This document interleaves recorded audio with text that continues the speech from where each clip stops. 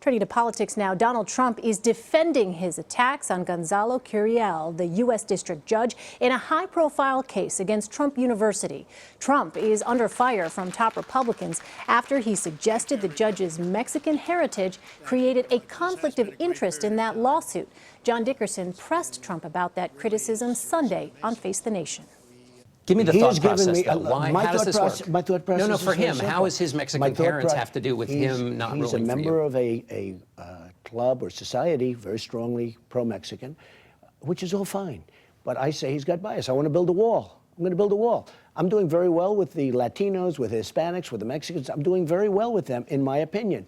And we're going to see. You're going to see. Because you know what? I'm providing jobs. Nobody else is giving jobs. But just so you understand, this judge has treated me very unfairly.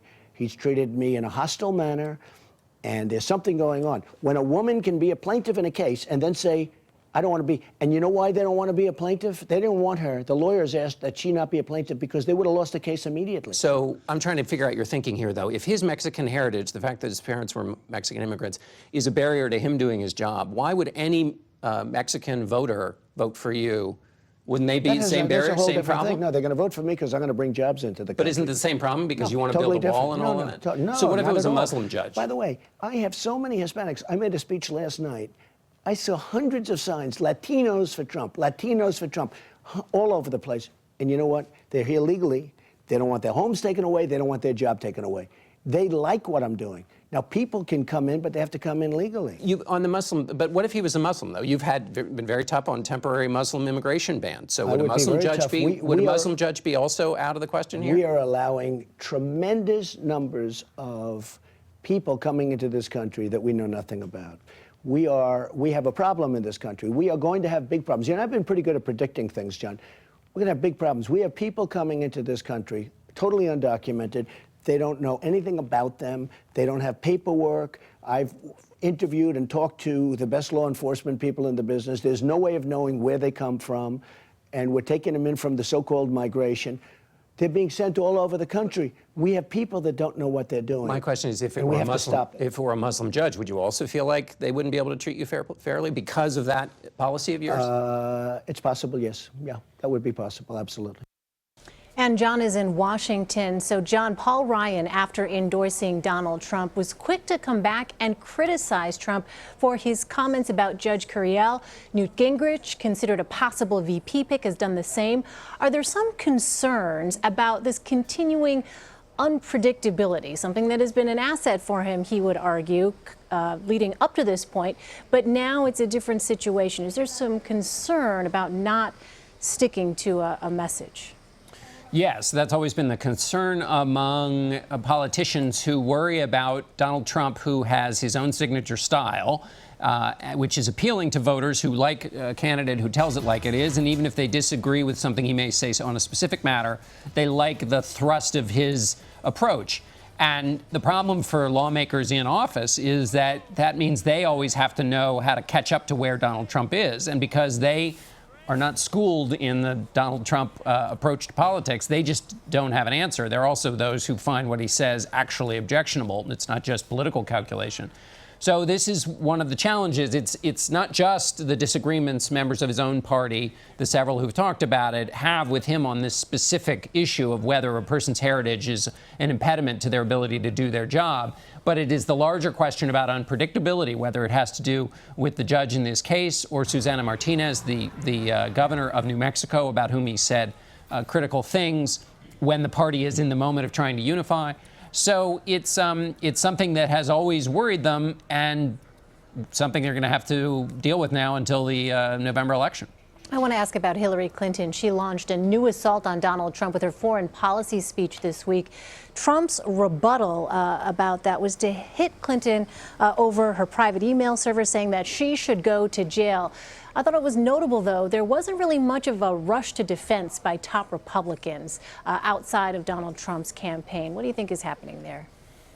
Well, that's right. I mean, I think on the one hand, Republicans aren't, I think they're all still sort of settling out and trying to figure out where everybody is in their roles in life as the Republican Party gets unified. You know, they want to wait for the kind of Trump campaign to respond or let the candidate respond.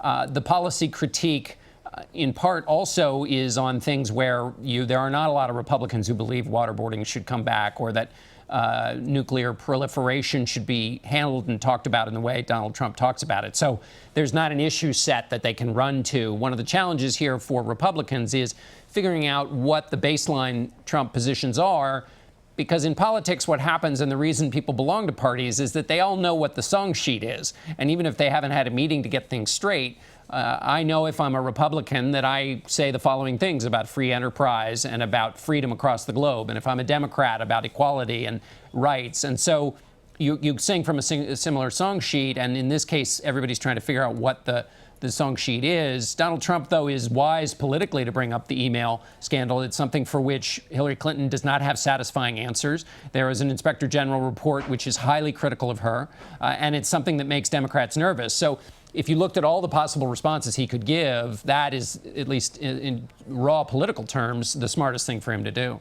What did you make, John, of her speech more broadly? Was it a major shift for Hillary Clinton, as her allies are saying?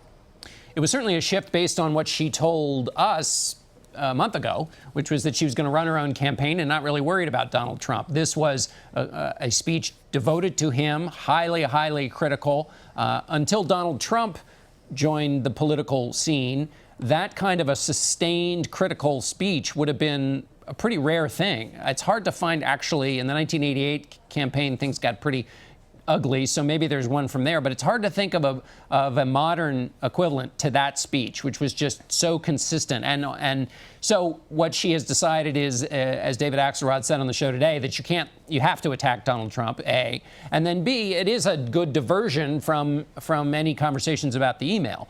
She is playing the news cycle in that sense, and also I think she's trying to goad Donald Trump into a response because she thinks he will basically embody her critique of him in his response to her speech.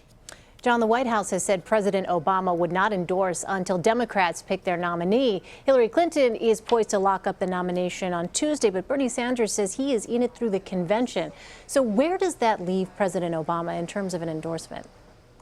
Well, you know, I mean, as Amy Walter suggested on the show, which I thought was very smart, was, you know, President Obama can congratulate Hillary Clinton and back her campaign regardless of what Bernie Sanders says he wants to do. And there is certainly a feeling among a lot of Democrats that I talk to that Bernie Sanders is absolutely every right to run it through the full process.